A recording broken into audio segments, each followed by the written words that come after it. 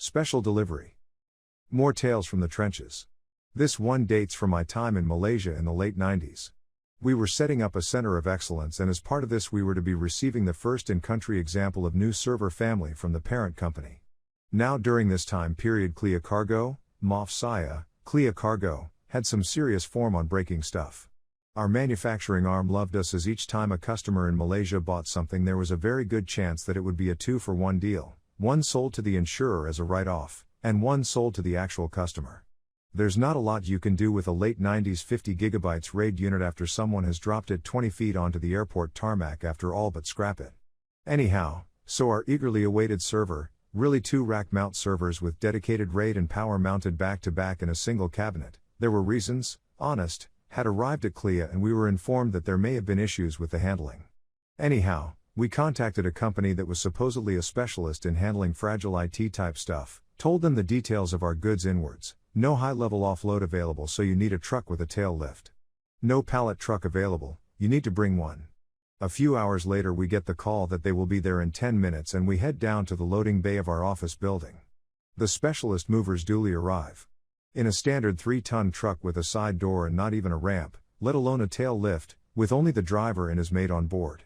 They pull up the side door of the truck to reveal the delivery, which sits on a standard pallet, and is about 6'6", 2 meters, high with a 3'3", 1 meter, by 5, 1.5 meters, footprint and a weight of getting on for 600 pounds, 300 kilograms, and look at us expectantly. A somewhat animated discussion ensued, followed by a heated mobile phone conversation between my boss and the supposed shipping company. As a result of which we were told to wait for some specialist equipment to be sent to facilitate offloading and delivery. About an hour later the specialist equipment arrived, which turned out to be half a dozen hefty blokes loaded into the back of a pickup truck. By this time we had made a cursory inspection of the shipment and it didn't look good. All of the telltales attached to it had triggered, indicating that the thing had been bounced around and tipped beyond the shipping and handling specifications, and worse than that the packaging itself showed impact damage. So, knowing that whatever happened from this point onwards was pretty much academic, we settled back to watch the show as these lads tried to figure out how they were going to get this very heavy, very bulky and very fragile object down off the back of the truck and into the building.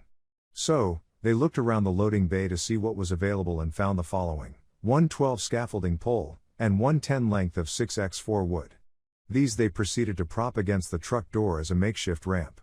At this point my 2 colleagues and I realized what they were about to attempt and wished that we had a camera to hand. They manhandled the server across the truck bed and by dint of rocking it backwards managed to get it onto the top of their makeshift ramp. They then proceeded to edge it out of the truck door and down the ramp.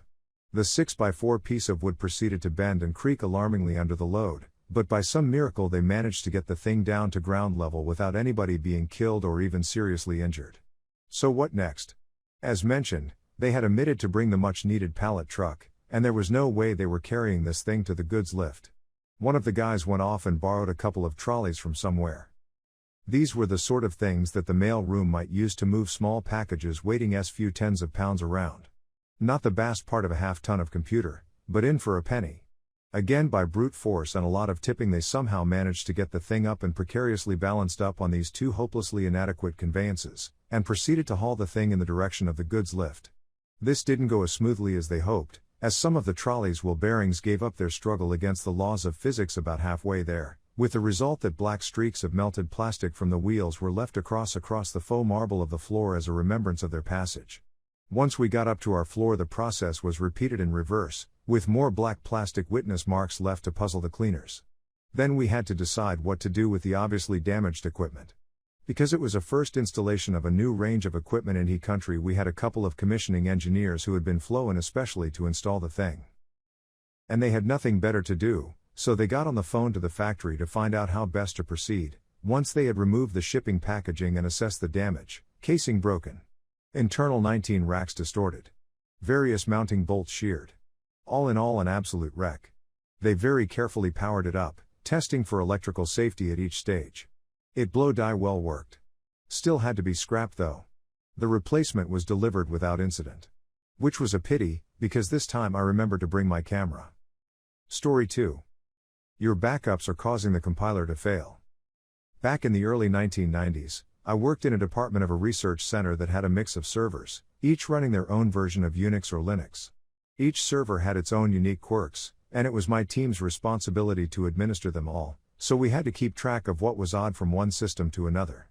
One day, one of the programmers came into our office, and she was complaining that her C program compiles were failing because backups were running. A strange issue, indeed.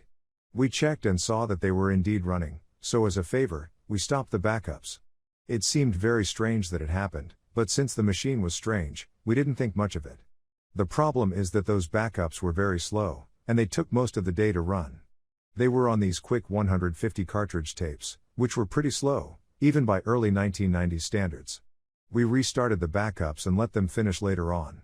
Next day, she comes back in, same situation, and we tried to delve further into the issue, but could not find anything.